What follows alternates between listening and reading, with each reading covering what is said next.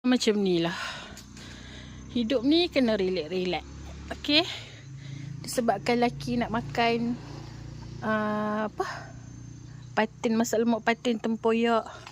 Dan tempoyak tu adalah durian yang memang selama 30 tahun memang aku tak boleh makan dan aku tak boleh bau pun.